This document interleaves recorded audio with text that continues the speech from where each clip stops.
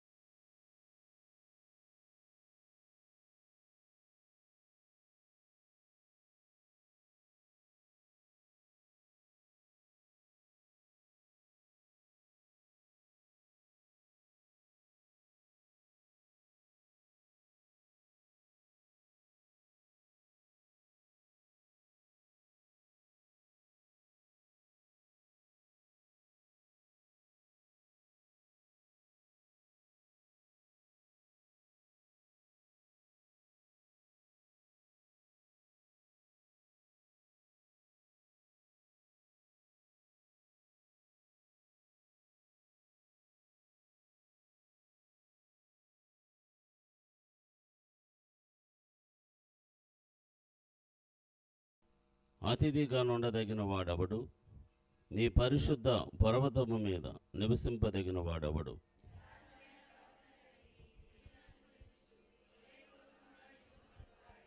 అటివాడు నాలుగుతో కొండెమలాడడు, తన చలికానికి కీడు చేయుడు, తన పొరుగు వాని మీద నింద మోపడు.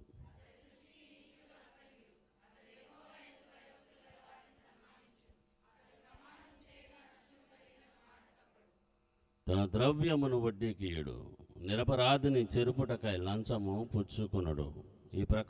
ఈ ప్రకారము చేయవాడు ఎన్నడను కదల్చబడడు. దేవుని మాటలు మన వినికిడిలో ఫలింపచేయునుగాక.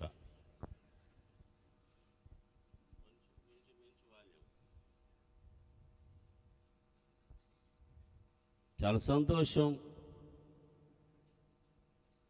ఇప్పటి వరకు చక్కని పాటలు పాడి ప్రభుని మహిమపరిచాం. కొద్ది నిమిషాలు దేవుని మాటలు మనం విందాం. పరిశుద్ధ గ్రంథంలో నుండి ద్వితీయోపదేశకాండం నాయకుడైనటువంటి మోషే గారి ద్వారా వ్రాయబడినటువంటి ద్వితీయోపదేశకాండం 30వ అధ్యాయము 19వ వచనాన్ని మనం ధ్యానం చేసుకుందాం. నేడు జీవమును మరణమును కొంచెం బేస్ పెంచు, ఆశీర్వాదమును శాపమును నేను నీ ఎదుట నుంచి భూమి ఆకాశములను మీ మీద సాక్షులుగా పిలుచుచున్నాను. చాలండి. దేవుని మాటలు మన వినికిడిలో ఫలింపచేయునుగాక. ఆది దేవుడైనటువంటి యెహోవా మోషే గారి ద్వారా తన ప్రజలతో మాట్లాడాడు.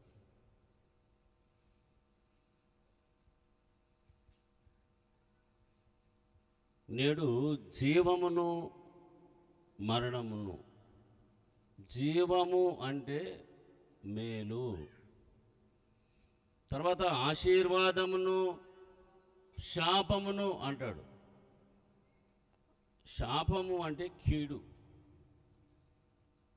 జీవము అంటే యేసుక్రీస్తు ప్రభుల వారు. నేనే మార్గము, నేనే సత్యము, నేనే జీవమునై ఉన్నాను.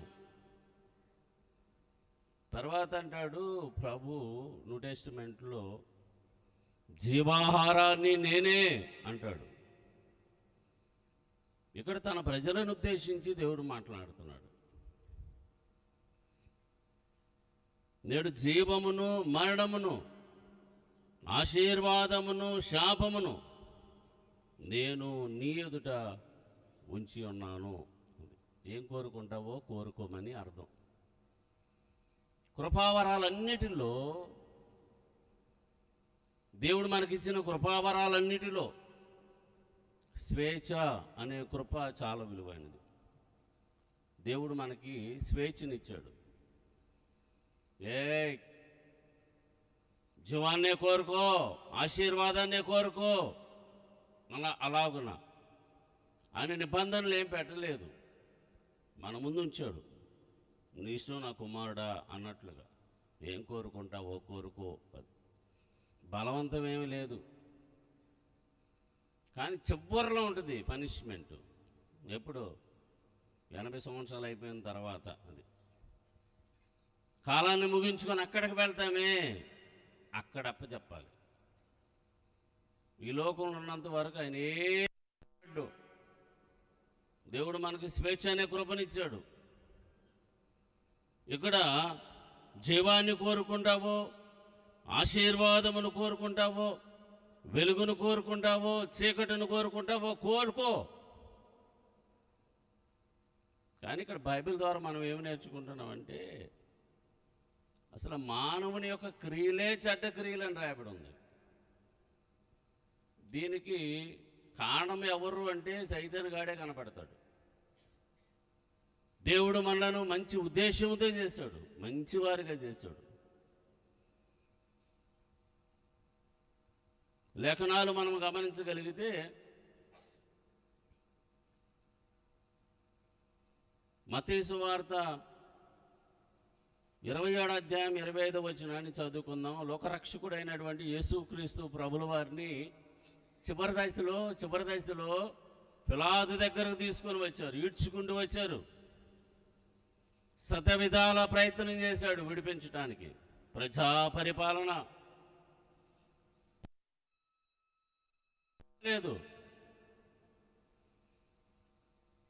అందుకని పిలాతు అన్నారు, ఎవరిని విడిపించమంటారు? బందిపోటు బరబ్బానా లేకపోతే యేసునా? మీరు ఎవరిని విడిపించమంటే వారిని విడిపిస్తా. ప్రజలందరూ అన్నారంట, బరబ్బాను విడుదల చేయండి, యేసును సిలువ వేయండి. పిలాతు భార్య అందంట, ఆ నీతిమంతుని జోలికి వెళ్ళొద్దు, ఆ నీతిమంతుని జోలికి వెళ్ళకో. ఆయన అందుకనే వెంటనే చేతులు కడుక్కున్నాడు. ఆయన నీతిమంతుడు, ఆయన జోలికి వెళ్ళకూడదు. ఇప్పుడు అదే పరిస్థితి కదా, ప్రజా పరిపాలన. ప్రజలే తీర్పిస్తూ ఉంటారు. కానీ ఎంత శాపం అంటే తర్వాత అర్థమైంది. యూదులు కోరుకున్నారంట, ఆశీర్వాదాన్ని కోరుకోలేదు, వెలుగును కోరుకోలేదు, జీవాన్ని కోరుకోలేదు. ఏం కోరుకున్నారు తెలుసా? ఆ నీతిమంతుని రక్తం మా మీద, మా పిల్లల మీద. ఎంత ఘోరం, ఎంత కఠినమైనటువంటి ప్రజలు. అప్పుడప్పుడు వసంతరావు గారు చెప్తూ ఉంటాడు, మెడవంచని ప్రజలు యూదులు, గర్వంధులు, క్రూరులు. యేసుప్రభు వారిని కఠినంగా శిక్షించారు అని నీతిమంతుడు విడిపించడానికి ప్రయత్నం చేశాడు. వాళ్ళు కూడా విడిపించడానికి ప్రయత్నం చేయాలి. కానీ ఎంత శాపం వచ్చినా పర్వాలేదు. పాత నిబంధన గ్రంథాన్ని మనం గమనించగలిగితే బిగినింగ్లోనే కయ్యోను హేబేలును చంపి, నీతిమంతుడైనటువంటి హేబేలును చంపి ఏమైపోయాడో తెలుసా మీకు? దేశదిమ్మరైపోయాడు. దేశదిమ్మరంటే ఏంటి? ఈరోజు ఇక్కడ, రేపు మరొక ప్రాంతం తిరుగుతూ ఉంటారనమాట. స్థిరం లేని వారు అక్కడ తిరుగుతూ ఉంటారు. దేశం మొత్తం తిరుగుతూ ఉంటారు. ఎందుకు ఈ పరిస్థితి అంటే నీతిమంతుడైనటువంటి హేబేలును చంపి. అది తర్వాత మనం గమనించగలిగితే యేసుక్రీస్తు ప్రభుల వారి శిష్యుడైనటువంటి యోధా ఇస్కరియోతు 30 వెండి నాణ్యాలకు ఆశపడి గొప్పోడైపోతాను అనుకున్నాడు. మతాధికారులతో చేతులు కలిపాడు. 30 రూపాయలు ఇచ్చేస్తాయి, గొప్పోడైపోతానని. యేసుప్రభు వారిని ముద్దు పెట్టుకొని అప్పగించి ఏమైపోయాడు తెలుసా? నీతిమంతుడైనటువంటి యేసుక్రీస్తు ప్రభుల వారిని మతాధికారులకు అప్పగించి ఏమైపోయాడు తెలుసా? ఊరేసుకొని చచ్చాను యువత. నీతిమంతుడైనటువంటి యేసుక్రీస్తు ప్రభుల వారిని మతాధికారులుగా పట్టించి తర్వాత ఆయన ఈడ్చుకుంటూ పోతుంటే మరలా వెళ్ళి ఇగో మాకొద్దు ఈ డబ్బులు ఇచ్చేసి అలా మూట పడేసి మరలా ప్రభువుని విడిపించాలని ప్రయత్నం చేశాడు. కుదరలా. ఎందుకు ఒప్పుకుంటారు? అందుకని మరలా పరిగెత్తుకుంటూ వెళ్ళి పాపం ఊరేసుకొని చచ్చిపోయాడు. మరి వీళ్ళ సంగతి ఏమిటి? యూదుల సంగతి ఏమిటి? యూదులందరూ ఏమైపోయారంటే ఆయా ప్రాంతాలు చెదరగొట్టబడ్డారు. కోరుకున్నారు. నేను తరచుగా చెప్తానే ఉంటా, యెరూషలేము సర్వసృష్టికి కేంద్ర పట్టణం, ముఖ్య పట్టణం. యెరూషలేములో ప్రేమ ఉన్నది, పరిపూర్ణమైనటువంటి ప్రేమ, సంతోషం, సమాధానం ఉన్నది, ఐక్యత ఉన్నది, ఆశీర్వాదం ఉన్నది, శాశ్వత జీవం ఉన్నది. ఎక్కడ? యెరూషలేము. యెరూషలేమును విడిచిపెడితే ఇంకా దిగిపోతూ ఉంటారంతే. పతనమే, అంతం పాతాళమే. యేసుప్రభు వారిని అప్పగించి సిలువకు కొట్టి చంపి ఆయా దేశాలు వెళ్ళిపోయారు. ఆ చెదిరిపోయిన యూదులందరూ మరలా సమకూర్చబడాలి. యెరూషలేము మరలా తిరిగి రావాలి. అందుకే అంజూరపు చెట్టును గురించి కూడా మనం అప్పుడప్పుడు ధ్యానం చేస్తూ ఉంటాం. చెదిరిపోయిన యూదులందరూ మరలా ఎప్పుడైతే యెరూషలేము సమకూర్చబడతారో అప్పుడే ప్రభు వస్తాడు. ఆయా దేశాల్లో ఉన్నారు. ఎందుకు ఇలాగున చెదరగొట్టబడ్డారు అంటే లోకరక్షకుడైనటువంటి యేసుక్రీస్తు ప్రభుల వారిని కఠినంగా శిక్షించారు. శాపాన్ని కోరుకున్నారు. ఎంత ఘోరాతి ఘోరం! ఎవరన్నా కోరుకుంటారా? ఇప్పుడున్నటువంటి జనరేషన్ యవన బిడ్డలనైనా లేకపోతే ఏ ఫ్యామిలీని మనం గమనించినా అభివృద్ధిని కోరుకుంటున్నారు, ఆశీర్వాదాలు కోరుకుంటున్నారు. మేము అత్యధికంగా ఆశీర్వదించబడాలని కోరుకుంటున్నారు. వీళ్ళు మాత్రం శాపాన్ని, పతనాన్ని కోరుకున్నారు. ఈ మధ్యకాలంలో పన్నూరులో కూడా ఉన్నారంట. యెరూషలేము నుంచి వచ్చినటువంటి యూదులు గుంటూరు దగ్గర చేబ్రోల్లో, మన పాతూరు దగ్గర కుంచినపల్లి ఉంది, అక్కడ కూడా ఉన్నారంట. వీళ్ళ సంతానం ఎంతగా విస్తరించినా ఏదో ఒక దినం యెరూషలేము వెళ్ళాల్సిందే ఖచ్చితంగా. ఆయా ప్రాంతాలకు ఎందుకు వెళ్ళిపోయారంటే ఇదే కారణం. నీతిమంతుడైనటువంటి యేసుక్రీస్తు ప్రభుల వారు ఇక్కడ జీవమును, ఆశీర్వాదమును, వెలుగును మన ముందుంచినప్పుడు ఇక్కడ జీవాన్ని కోరుకొనక, ఆశీర్వాదమును కోరుకొనక శాపమును. ఎంత ఘోరం! అందుకని అంటున్నాడు, ఆ బిగినింగ్లోనే చెప్పాడు మోషే గారి ద్వారా, భూమి ఆకాశములను సాక్షులుగా పెట్టాను. నువ్వు ఏం కోరుకుంటావో దానిని బట్టి జడ్జిమెంట్. నాకు ఎవరు చెప్పలేదు, మా ఇంటికి ఎవరు రాలేదు, మమ్మల్ని ఎవరు దర్శించలేదు. ఎంత విచిత్రంగా మాట్లాడుతూ ఉంటారు.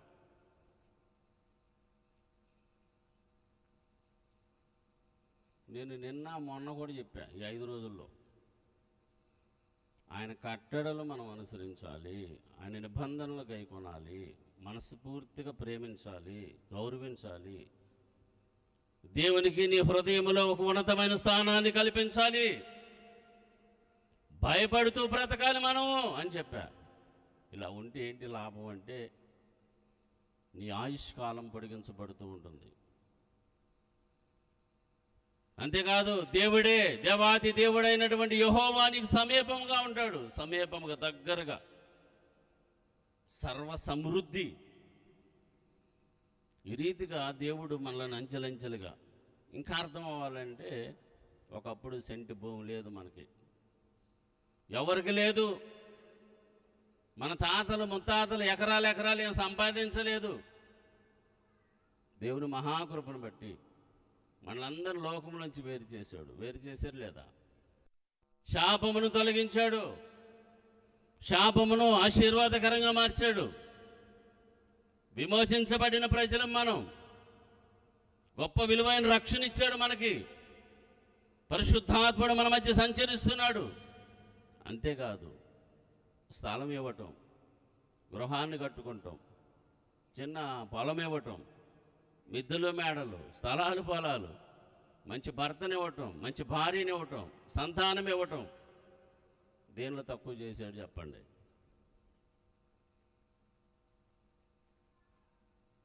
అన్ని విషయాల్లో దేవుడు మనల్ని హెచ్చించాడు. దేవుని స్తోత్రం చెప్దాం.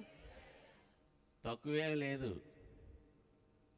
కానీ ఎలా ఉంది పరిస్థితి అంటే, జనరేషన్ పరిస్థితి, 10 ఎకరాల పొలం పోగొట్టుకున్న వాళ్ళు ఎలా ఉంటారు అట్లా ఉంటున్నారు. ఒకప్పుడు ఏమీ లేదు, 1 సెంటు భూమి ఉంటే అనుకున్న వాళ్ళే. దేవుడు ఎంత హెచ్చించినా కూడా కృతజ్ఞతా భావం లేదు. బ్రదర్ ఎందుకు రాలేదు ఇవాళ చర్చికి అంటే ఏదో కుంటి సాగు చెప్తూ ఉంటారు. ఆదివారం ఖచ్చితంగా దేవుని సన్నిధికి రావాలి. ఆరోగ్యం ఇచ్చినందుకు, బలం ఇచ్చినందుకు, శక్తినిచ్చినందుకు. మనం ఏమై ఉన్నామో అదంతా కేవలం ఆయన కృప మాత్రమే. తలపోసుకుంటూ ఉండాలి. విలువైన సమయం ఇది, పునరుద్ధాన దినం ఇది. ఆ పునరుద్ధాన శక్తిని మనం అనుభవిస్తూ ఉండాలి. అందుకే నేను తరచుగా మిమ్మల్ని అందరిని అభినందిస్తూ ఉంటా. మంచి నిద్ర టైము, వేకువజామున లేచి ఇంటి దగ్గర కూర్చొని ధ్యానం చేసుకుంటాం, ప్రార్థన చేసుకుంటాం. అది వేరే అనుభవం. త్వరగా ఫ్యామిలీలు సిద్ధపడి ఈ రీతిగా దేవుని సన్నిధికి రావడం అంటే మామూలు విషయం కాదు. అందుని బట్టి నేను మొదటిగా ప్రభువును స్తుతిస్తున్నాను, మిమ్మల్ని అందరినీ అభినందిస్తున్నా. దేవుని స్తోత్రం చెప్దాం. ఇదే రీతిగా మనం ప్రభువును ఆరాధిస్తూనే ఉండాలి అని కోరుకుంటున్నాడు. స్వేచ్ఛ ఇచ్చాడు. భూమి ఆకాశములను సాక్షులుగా పెట్టారు. యెషయా గ్రంథాన్ని మనం గమనించిన మొదటి అధ్యాయంలో ఆకాశం ఆలకించు అంటాడు, భూమి చెవి యొగ్గుము, నేను పిల్లలను చేశాను, గొప్పవారిగా చేశాను, వారు నా మీద తిరుగుబాటు చేస్తానంటే మనం ఎంత ఎదిగినా కూడా, ఎంత ఇచ్చించినా కూడా మనలో ఆ స్వభావం పాటల తిరుగుబాటు చాలా ఘోరమైనటువంటి పాపం. అది కాస్ట్లీ పాపం, అది తిరుగుబాటు చేయటం.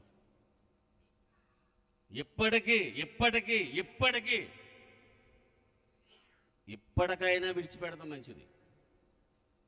ఇది స్వభావం, మానవుని స్వభావం. చచ్చిపోయేంత వరకు మానవుడు తిరుగుబాటు చేస్తూనే ఉంటాడు. లేఖనానుసారంగా నేను మాట్లాడాలంటే ఆరంభం నుంచి, లోకారంభం నుంచి అంతమైపోయేంత వరకు మానవుడు తిరుగుబాటు చేస్తూనే ఉంటాడు. తర్వాత తీర్పులో నాకు ఎవరు చెప్పలేదయ్యా, వాక్యమే నాకు తెలియదు అని ఒకవేళ తప్పించుకోవడానికి అవకాశం ఏమైనా ఉంటుందంటే ఉండదు. అదిగో భూమిని ఆకాశమును సాక్షులుగా పెట్టారంట.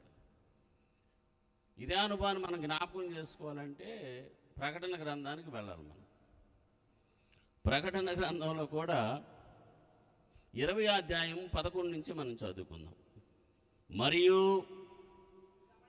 ధవళమైన మహా సింహాసనమును దాని యందు ఆసీనుడై ఉన్న ఒకనిని చూసి తిని, ఇది ఇక్కడ రాశాడు, భూమి ఆకాశములు ఆయన సముఖము నుండి పారిపోవచ్చుండేను. చూడండి, భూమి ఆకాశాలు పారిపోతున్నాయంట, అసలు చోటే లేదంట. తర్వాత ఏం రాశాడు, వాటికి నిలువ చోటు కనబడకపోయాను, మరియు గొప్పవారేమి కొద్దివారేమి మృతులైన వారందరూ ఆ సింహాసనం ఎదుట నిలువబడి ఉండుట చూసి తిని. యోహాను గారు చూస్తున్నాడు.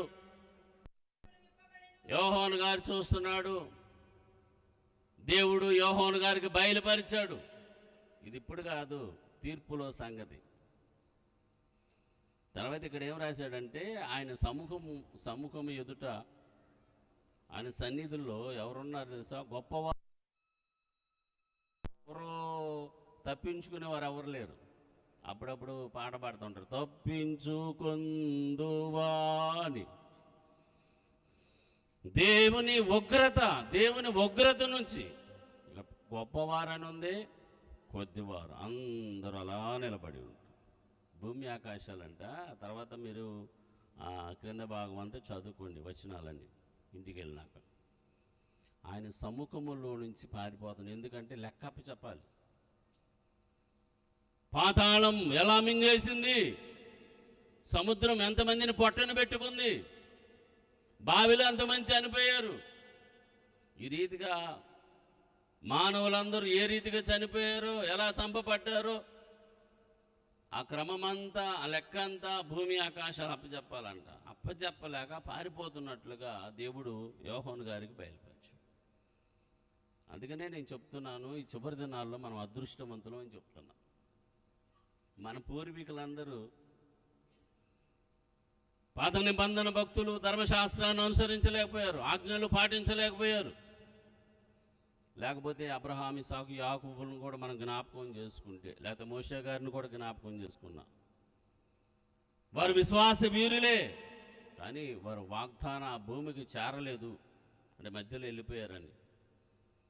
వాగ్దాన ఫలములు వారు అనుభవించలేకపోయారు. అయినప్పటికీ వారు విశ్వాసాన్ని బలపరుచుకుంటూ దేవుని వైపు చూస్తూ గుడారాల్లో నివసిస్తూ దేవుని దగ్గరికి వెళ్ళిపోయారు. చాలా విలువైన పట్టణం అని. ఆ పట్టణానికి, ఆ వాగ్దాన భూమికి, ఆ పరలోక పట్టణానికి ఎవరు శిల్పి అంటే ఆయనే, నిర్మాణకుడు ఎవరు అంటే ఆయనే. ఈ సత్యాన్ని గ్రహించారు వాళ్ళు. మనకు మాత్రం ఇప్పటికీ అర్థం కావట్లేదు. ఉరుకులు పరుకులు జీవితం అయిపోయింది. ఏదో నాలుగు రాళ్ళు వెనకేసుకుందాం అనుకుంటున్నారు. ఇది అమూల్యమైన విశ్వాసం. దినదినము మనం బలపడుతూ ఎదుగుతూ ఉండాలి. దేవుడు ఇక్కడ బాధపడుతున్నాడు. మోషే గారి ద్వారా వెల్లడి చేశారు, జీవమును మరణమును ఆశీర్వాదమును శాపమును నేను నీ ఎదుట ఉంచాను. యోహాను సువార్త 3వ అధ్యాయం 19వ వచనములో యేసుక్రీస్తు ప్రభువు వారు మాట్లాడుతున్నాడు. వెలుగు లోకములోనికి వచ్చాను, వెలుగు లోకములోనికి వచ్చాను, ఆ వెలుగే క్రీస్తు. కానీ తమ క్రియలు అంటే మానవుని క్రియలు, మంచివా చెడ్డవా, అది చెడ్డ క్రియలు చెడ్డవై ఉన్నందున వెలుగును ప్రేమించక చీకటినే ప్రేమిస్తున్నాం. చీకటిలో సంచరించడానికి ఇష్టపడుతున్నాం, చీకటిలో తిరుగుతానికి ఇష్టపడుతున్నారు కదా. రాత్రి కూడా ఏం చెప్పానంటే, ఇశ్రాయేలీల మొదటి రాజు అయినటువంటి సౌలు దేవుని మాట వెనుక కొద్ది కాలం విన్నాడు. తర్వాత అలా దిగిపోయి వెళ్ళగూడని ప్రాంతానికి వెళ్ళి తలపెట్టి ఏం పొందుకున్నాడు అంటే, సమూయేలు వచ్చి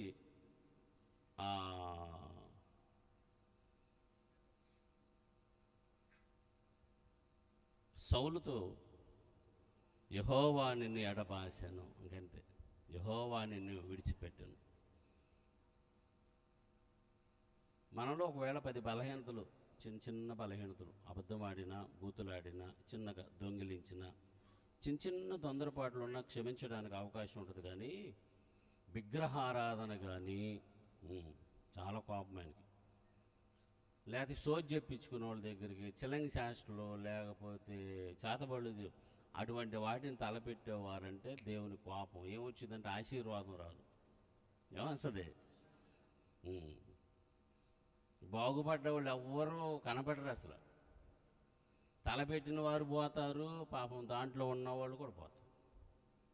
దేవుడు మనల్ని మంచి ఉద్దేశంతో చేశాడు, మంచి వారిగా చేశాడు, మనసారా ఆశీర్వాదించాడు. ఆ కృపలన్నీ పొందుకోండి, కృప వెంబడి కృపను పొందుకోండి, ప్రభువులు ఆనందించండి. అబ్రహాము, ఇస్సాకు, యాకోబులతో చేసిన నిబంధన నీ పట్ల, నా పట్ల, మన పట్ల స్థిరపరిచాడు. ఆ వాగ్దాన ఫలాలు అనుభవిస్తూ ప్రభువును ఆరాధించాలి. కానీ చూడండి, అలా వెళ్ళిపోతూనే ఉన్నాం, దిగిపోతూనే ఉన్నారు, సాతానుతో ఏకీభవిస్తూనే ఉన్నారు. తారీఖేసుకోండి, చివరికి మిగిలేది ఏమి లేదు, శూన్యం కనపడింది. అదే నువ్వు జీవాన్ని కోరుకున్నట్లయితే నీకు మేలే జరుగుతూ ఉంటుంది. అయ్యగారు, మేము దేనిని తలపెట్టినా కలిసి రావటం లేదంటారే, కలిసి రాదు. ప్రభువును ప్రేమించు, ప్రభువును గౌరవించు, ప్రభువును మర్యాదించు, ప్రభువును కొనియాడు. నీ హృదయములో ప్రథమ స్థానం, అది ఒక ఉన్నతమైన స్థానాన్ని కల్పించు. వెలుగు లోకంలోనికి వచ్చాను. కానీ చూడండి, మన క్రియలు చెడ్డ క్రియలు.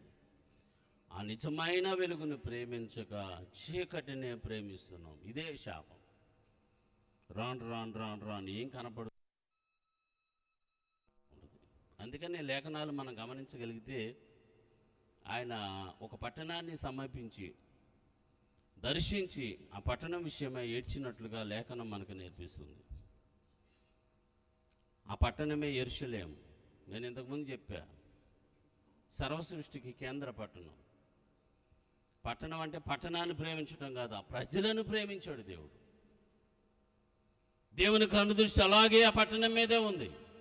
సారవంతమైన వినక అర్థం చేసుకోక తిరుగుబాటు చేస్తూ శోధిస్తూ బాధిస్తూ దేవుడు ఆ పట్టణాన్ని ప్రేమించి నాయకులను పంపించాడు. అర్థం చేసుకోవాలా, నాయకులను చంపారు. యెరూషలేము ప్రజలు చంపారు. ప్రవక్తలను పంపించారు, అర్థం కాల. ప్రవక్తలను పట్టున పెట్టుకున్నారు. యెరూషలేము ప్రజలు రాజుల, అధికారుల, నాయకుల, ప్రవక్తల. దేవుడు ఆ పట్టణ క్షేమము కోరి పంపిస్తే రక్షించడానికి వాళ్ళందరినీ చంపేశారు. చివరికి ప్రభు అంటాడు, నేనే వచ్చాను నిన్ను దర్శించడానికి. ఆ యెరూషలేము పట్టణాన్ని చూసి ఆయన ఏడ్చినట్లుగా లేఖనం మనకు నేర్పిస్తుంది. లోకాసు వార్త 19:41. ఆయన పట్టణమునకు సమీపించి దానిని చూసి దాని విషయమై ఏడ్చినట్లుగా ఉంది, ఏడుస్తున్నాడు. ఓ యెరూషలేము పట్టణమా, కోడి తన పిల్లలను కాపాడినట్లుగా. ఒకసారి కాదు, 2 సార్లు కాదు, యేసు ప్రభువారు స్వయంగా మాట్లాడుతున్నాడు. ఓ యెరూషలేము పట్టణమా, అనేక మారులు కాపాడాను. మరలా మనం భక్త పౌలను జ్ఞాపకం చేసుకుంటే ఆయన చేసిన కార్యాలు అంటే ఒకటి కాదు, ఎన్ని లెక్కకు మించినవి. మీరు ఇలాగనే కూర్చొని ఉన్నాడు, దేవుడు మేలు చేస్తూనే ఉంటాడు. మీకు అర్థం కాదు, ఆయన కాపుదల లేకపోతే, ఆయన భద్రత లేకపోతే, ఆయన కంచె లేకపోతే రెప్పపాటులో పెద్దోడు ఎత్తికిపోతాడు నిన్ను. చిన్నప్పుడు చదువుకునే పరిస్థితుల్లో చిన్న అట్లా రింగ్ లాగా గీత గీసి ఆడుకుంటూ ఉండేవాళ్ళు పిల్లలు. గెద్దెచ్చుకోడ పిల్ల కుయ్యాం కుయ్యాం అని, కుయ్యాం కుయ్యాం అని లోపెత్తుకుపోయింది మనల్ని. ఈ రోజున మనము మన కుటుంబాలు క్షేమకరంగా ఉన్నామంటే ఆయన కృప మాత్రమే. యెరూషలేమును ఉద్దేశించి దేవుడు ఎలా కాపాడుతుందో, రెక్కల కింద చేర్చుకుంటుందో అలా అనేక మారులు అన్నాడు. అనేక మారులు నేను నిన్ను కాపాడాను, చేర్చుకున్నాను అంటున్నాడు. అంటూ పశ్చాత్తాపడుతూ ఏడుస్తూ పెద్దయ్య గారు కూడా చెప్తా ఉండేవాడు, యేసయ్య 2 సార్లు ఏడ్చాడు బైబిల్లో అని. మన బతుకంతా ప్రభుని ఏడ్పించటమే. మన జీవిత దినాలన్నీ అంతే, భయపడతాం కాదు, ఏడిపించటమే. ఆయన దినమెల్లా చేతులు జాసి పశ్చాత్తాపడుతూనే ఉన్నాడు. లోపడని ప్రజలు 2 మారులు ఏడ్చినట్లుగా లేఖనంలో నుండి పెద్దయ్య గారు చెప్పేవాడు. ఆయన పశ్చాత్తాపడుతున్నాడు. ఈ దినమైన మారు మనసు పొందు, ఓ యెరూషలేమా ఈ దినమైన మార్పు చెందు. ఇక లేదు అవకాశం, రాతి మీద రాయి నిలవని దినం రాబోతుంది. ఇక్కడ సమాధాన సంబంధమైన సంగతులు అని రాయబడింది. దేవుడే మాట్లాడుతున్నాడు, ఓ యెరూషలేమా ఈ దినమందైనను సమాధాన సంబంధమైన సంగతులు తెలుసుకుంటే నీకు మేలు. సమాధాన సంబంధమైన సంగతులు అంటే ఏంటి తెలుసా? మారు మనసు పొందుట. అది అంటే ఈరోజు అయినా నువ్వు మారు మనసు పొందు అని. ఈరోజే నువ్వు బాప్తిసం తీసుకో, ఈరోజే సంఘములో చేర్చబడు అంటే పరిశుద్ధ ఆత్మను పొందుకో. మూర్ఖతరానికి వేరుగా ఉండు, వాక్యాన్ని అనుసరించు. నేను అప్పుడప్పుడు 7 అనుభవాలు చెప్తా. పేతురు గారు చెప్పని ఇవాళ రొట్టె విరుచుట ప్రభువే ప్రారంభించారు. బలలో పాల్గొనాలి, ఈ సంఘ క్రమాలు ఇవి అని అంటున్నాడు. ఈ దినమందైనను సమాధాన సంబంధమైన సంగతులు నీకు తెలుసుకుంటే నీకు మేలు. మారు మనసు పొందుట ద్వారా నీకు మేలు అంటాడు. సమాధాన సంబంధమైన సంగతులు అంటే మారు అంటే బాప్తిసం. సమాధాన సంబంధమైన సంగతులు అంటే పరిశుద్ధాత్మను పొందుకొనుట. సమాధాన సంబంధమైన సంగతులు అంటే లోకానికి, ఈ మూర్ఖతరానికి వేరుగా బ్రతకాలి. కలిసిపోకూడదు, కలిసిపోండి, మాట్లాడాలి, కానీ వీళ్ళు వాళ్ళు అవ్వకూడదు. ఎంతవరకు అంటే అంతవరకు వెళ్ళాలి. అమౌంట్ ఇవ్వండి, మాట్లాడండి, వచ్చేసేయండి. మనకు రావాలి, వెళ్ళండి, తెచ్చుకోండి. ఎన్ని దినాలు స్నేహం చేసిన, ఎన్ని నెలలు స్నేహం చేసిన వాళ్ళు మన వైపు రావాలి, కానీ మనం అటువైపు లోకంలో కలిసిపోకూడదు. లోక పద్ధతులు, లోక ఆచారాలు, లోక సాంప్రదాయాలు, వీటికి మనం దూరంగా ఉండాలి. మూర్ఖతరం ఇది. అందుకే ప్రభు అంటున్నాడు, ఈ దినమందైనను సమాధాన సంబంధమైన సంగతులు తెలుసుకుంటే నీకు మేలు. పశ్చాత్తపడ్డాడు, ఏడుస్తూ ఉన్నాడు. మరో చోట ఉంది ఏడ్చినట్టు. ఎవరంటే లాజరు. యోహాను సువార్త 11:35 మనం గమనించగలిగితే ఇవన్నీ తెలిసిన అనుభవాలే, సందర్భాన్ని బట్టి జ్ఞాపకం చేసుకుంటాం. యేసు కన్నీళ్లు విడిచెను. చూడండి, యేసు ప్రభువు వారు ఎందుకు కన్నీళ్లు విడిచాడు, ఎందుకు ఏడుస్తున్నాడు అంటే చనిపోయిన లాజరును ఉద్దేశించి కాదు. లాజర్ ఏముంది, లాజరు అంటే వెంటనే పిలవకముందే స్కూల్లో కానీ టీచర్ గారు పేర్లు పెట్టి పిలుస్తూ ఉంటే ఎస్ మిస్ అంటారే, పిలకముందు ఎస్ సార్ అన్నట్లు వచ్చేసాడు. లాజరుని పిలకముందే ఇంకెందుకు లాజరు గురించి ఏడుస్తాడు అంటే ఆయన చుట్టూ ఉన్న యూదులను ఉద్దేశించి ఆయన ఏడ్చాడు. ఆయన వచ్చింది మన కోసమే, అర్థం కాల వాళ్ళకి.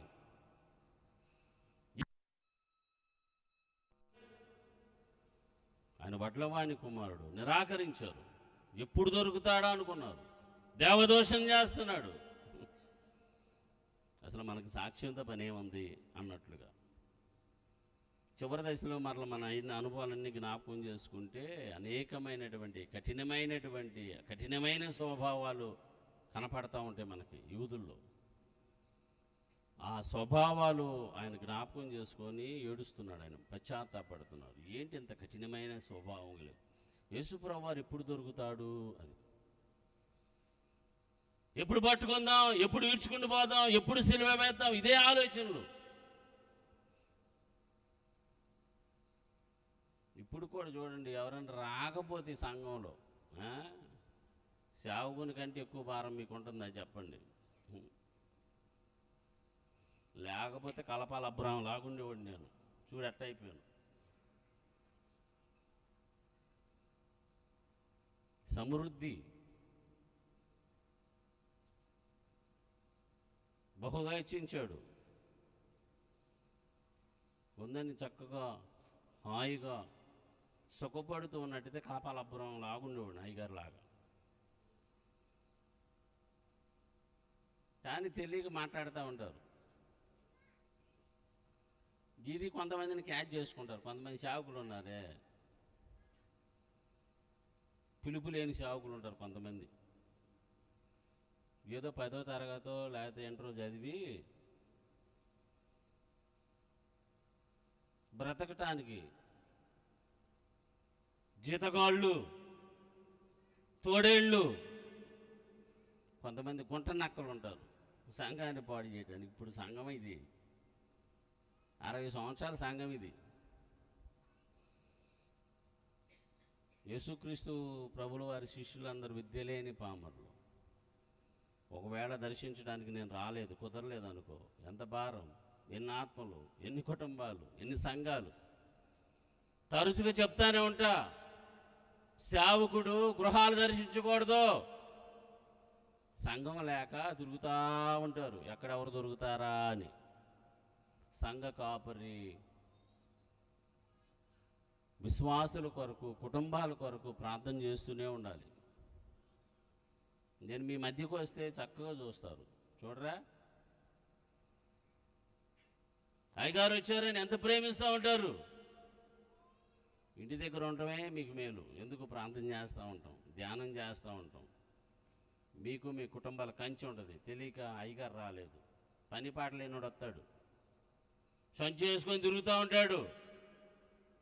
దొంగ బోధకులు ఉన్నారు, దొంగ ప్రవక్తలు ఉన్నారు. అవసరమైతే చేతుల్లో రక్తం చూపిస్తారు. వేరే దేశంలో పాస్టర్ గారు అంట చేతుల నుంచి రక్తం వస్తున్నట్టు చూపించాడంట. ఎట్ నేర్చుకున్నాడు మరి. సంఘాలన్నీ ఖాళీ అయిపోయినాయి. ఏ సంఘంలో చూసినా కేకలు తోలుకున్నట్టు అయిపోయింది, ఒక్కళ్ళు లేరు. ఒక 5-6 మాసాలు గడిచిన తర్వాత అప్పుడు అర్థమైపోయింది ఇది శైతాని క్రియేనని. మన అనుభవం ఏమిటంటే దేవుని సన్నిధిలో ఉండి ప్రభుతో సమాధాన పడాలి. అదే మీకు చెప్తారు. పెద్ద అయ్యగారు ఏ అనుభవాన్ని పొందుకున్నాడో అది ప్రవక్తల అనుభవం. ప్రవక్త అంటే 3 నేత్రం కలిగిన వాడు. అదే అనుభవంలో నన్ను, అదే అనుభవంలో మిమ్ములను, మనలను పెంచారు. దేవుని స్తోత్రం చెప్దాం. నీకు సమస్యలో ఉన్నప్పుడు, బాధలో ఉన్నప్పుడు, ఇరుకుల్లో ఉన్నప్పుడు, ఏదైనా కోల్పోతున్నప్పుడు వెంటనే మోకరించు, ప్రభుతో సమాధానపడు. ప్రభు ఏంటి ఇలా తారుమారైపోతున్నాయి, నాకు జయమివ్వా, లేకపోతే ఎందుకు కలిసి రావట్లేదు, దీనికి కారణం ఏంటి? ఆయన చిత్తాన్ని తెలుసుకోవాలి. అంతేగాని గుడ్డెద్దు పోయి చెవిలో పడ్డట్టుగా మీరు పడ్డాది కాక నన్ను కూడా పడేయాలని ప్రయత్నం చేస్తూ ఉంటారు. కొంతమంది సోది చెప్పేవాళ్ళ దగ్గరికి వెళ్తారు. టింగ్ టింగ్ టింగ్ టింగ్, సోది, సోదమ్మ, సోది అంటే సోది చెప్పించుకునే వాళ్ళు కూడా సోదోళ్ళు. పెద్ద దగ్గర చెప్పేవాళ్ళు, చెప్పేవాళ్ళు సోదోళ్ళేనంట. ఆమరాత బాగుంటే వెళ్ళామంటే బుర్ర వేసుకుని టింగ్ టింగ్ టింగ్ టింగ్, సోదమ్మ, సోది ఇంటికాడ ఉండి చెప్పేది కదా అందరిని రాబట్టుకునేది. అందుకని అంటారు గొర్రెల మంద అంటారు. అర్థం కాదు. దేవుడు పుష్కలంగా ఇచ్చాడు. దేవుని ప్రేమ అర్థం కాదు. సృష్టికర్త అయిన యెహోవా ఆయనే దీనుడిగా దిగొచ్చి నీకోసం ప్రాణం పెట్టి ఆయన సొత్తుగా చేసుకున్నాడు. అర్థం కాదు. పాపం ఏదో సాధించాలని కొంతమంది అనేక ప్రాంతాలకు వెళ్తూ ఉంటారు. ఏం ఉండదు, చివరికి శూన్యమైపోవటమే.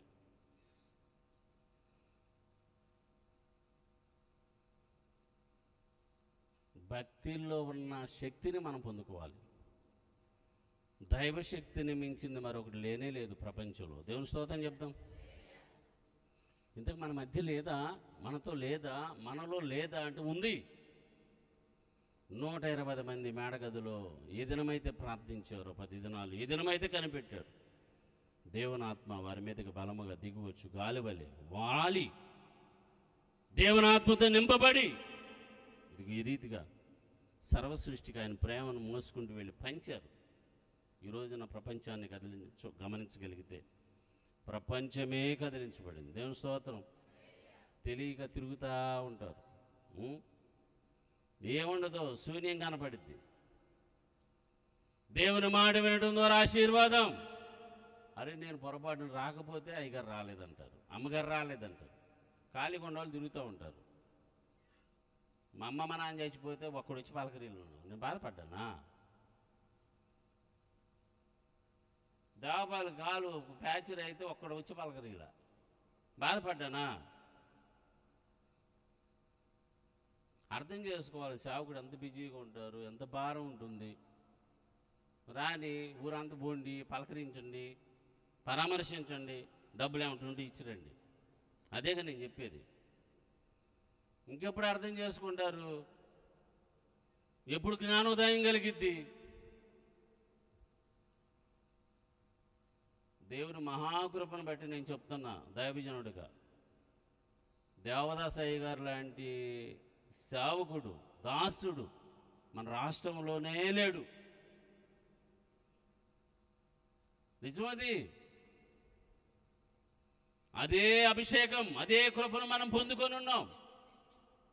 నేను ఎవరికి భయపడినా, మీరు కాదు నన్ను పిలిచింది. దేవునికి భయపడేవాడు నేను, దేవుని ప్రతినిధిని. ఇదే అనుభవంలో మీరు కూడా ఎదగాలి. చిన్న చిన్న సమస్యలకి చోటు చెప్పించుకునే వాళ్ళు, జ్యోతిష్కం లేకపోతే ఇంకెక్కడన్నా చోటు చెప్తారు, కళ్ళు మూసుకొని చెప్పేవాళ్ళు. మన ఓట్ల ఎలక్షన్లో ఒక ఆయన జగనే వస్తాడని ప్రవచనం చెప్పాడు. మామూలుగా ఏమంటారు, మాంత్రికులు. ఇంకా అంటున్నాడు జీవితంలో నేను ఇంక రాజకీయం జోలికి వెళ్ళను. అయిపోయింది, ఓడిపోయాడు. కళ్ళు మూసుకుని అంతేలుగా మనం ఎంత ప్రార్థన చేస్తున్నాం? మనకే దారి తెలియటం లేదు. తెల్లవారులు ప్రార్థన చేసిన తెలియకపోతా ఉంటారు. ఏముండదు, శూన్యం కనపడతా ఉంటుంది. డబ్బులు పోతాయి, టైం అంతా వేస్ట్ అయిపోయింది, భక్తిని కోల్పోతాయి, కుటుంబాలు ఇచ్ఛిన్నమైపోతాయి.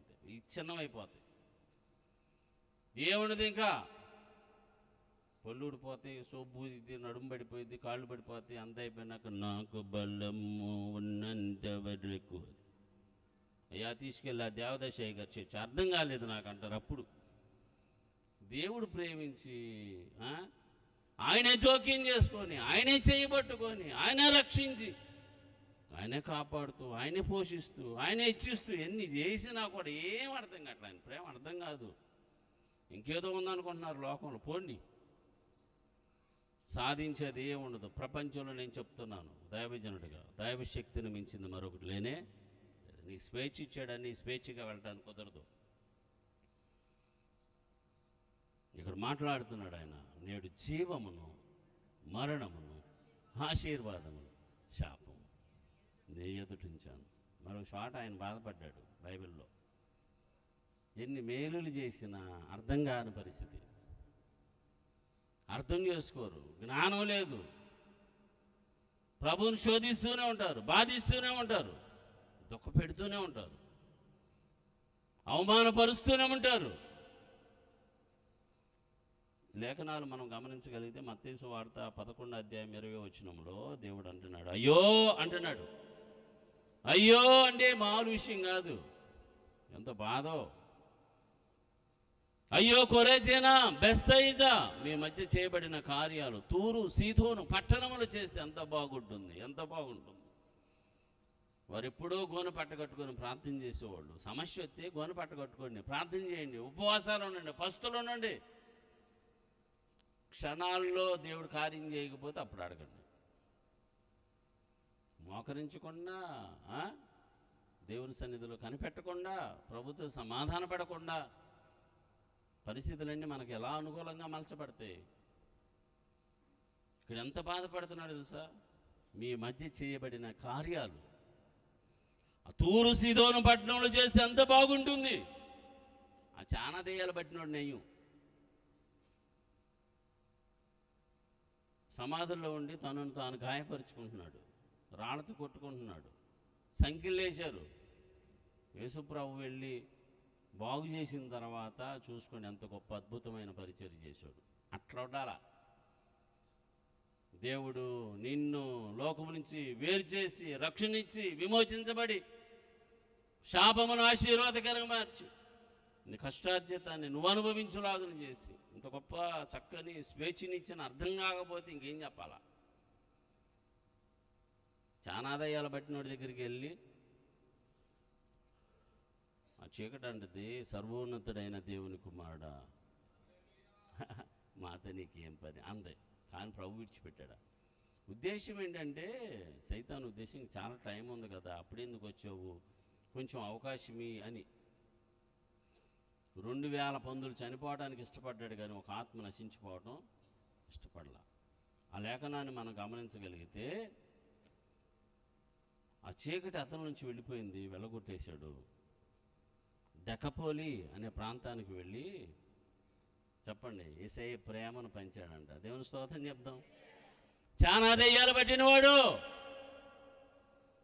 డెకపోలి అనే ప్రాంతానికి వెళ్ళాడు. డెకపోలి అంటే కొంత అనుభవం కలిగిన వారు చెప్తా ఉంటారు, 10 పట్టణాలంట. 10 పట్టణాలకి చెప్పండి సువార్తను ప్రకటించాడు. మామూలు విషయమా? ఒక్కరికి స్వార్థను ప్రకటించలేకపోతున్నావు, ఒక్కరిని దేవుని సన్నిధికి నడిపించలేకపోతున్నావు. ఎంత విచారం. చాలా దయ్యాలు బట్టి ఉపయోగం లేనివాడు, సంఖ్యలతో బంధించబడి సమాధుల్లో పడవేసిన వారు ప్రభువుకి అనుకరిస్తే ప్రాంతానికి వెళ్ళి డెకపోలి అనే పట్టణానికి వెళ్ళి స్వార్థను, దేవుని ప్రేమను, అందుకే చెప్తా నేను, నీ జ్ఞానము దేవుని కొరకు చెప్పండి వినియోగించు, నీ బలము దేవుని కొరకే, నీ ధనము దేవుని కొరకే, మిగిలిన శేష జీవితం ప్రభు కొరకే. ప్రభువా మిగిలిన బ్రతుకు నీకోసమే నాయన, నా జ్ఞానమంతా నీకోసమే, నా బలమంతా నీకోసమే. ఇప్పుడు అంతా అవసరం లేదు. ఎన్నో కోసులు దూరం, మైళ్ళ దూరం నడిచి దేవుని పరిచర్య చేశాడు, ఆ ప్రేమను పంచాడు యేసయ్య. శిష్యులు కూడా అంతే. ఇప్పుడు దేవుడు మనకి విలువైనటువంటి వాహనాలు, ఎంత దూరమైన వెళ్ళి స్వార్థని, దేవుని ప్రేమను పంచవచ్చు. నీ స్థితి చెప్పు. ఒకప్పుడు నీ బ్రతుకు ఎలా ఉంది, ఇప్పుడు ఎలా ఉండవు, కంపేర్ చేసి చెప్పు. ఈ రోజున ఈ స్థితిలో ఉండడానికి కారణం ప్రభువే. ఇంతే చాలు, ఒక మాట. నా ప్రభువే నన్ను హెచ్చించింది, దీనికి కారణం ఆయనే, ఇంతవరకు సహాయం చేశాడు. దేవుని సన్నిధిలో సంఘం ఎదుట నిలబడి ఆయన గొప్పతనాన్ని అలాగనే ఎత్తి చూపించాలి. దేవుడు ఇంకా ఆశీర్వదిస్తాడు. నేను ఈ అనుభవంలో ఉన్నారని నేను చెప్పట్లా. మనము జీవాన్నే కోరుకున్నాం, మనం ఆశీర్వాదాన్నే కోరుకుంటున్నాం, మనం వెలుగును వెంబడిస్తున్నాం. ఆ తరాన్ని గురించి చెప్తున్నా, అప్పుడున్న జనరేషన్ గురించి చెప్తున్నా.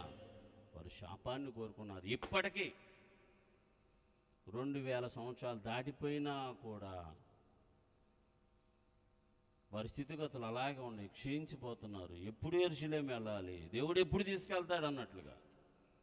పాత నిబంధన గ్రంథమంతా అలా ధ్యానం చేస్తూ వస్తే ప్రభువుని శోధించినందుకు, బాధించినందుకు, బాధ పెట్టినందుకు, ప్రభువుని ఆరాధించినందుకు వారి చెరలో మగ్గిపోయినట్లుగా వాక్యం మనకు నేర్పిస్తుంది.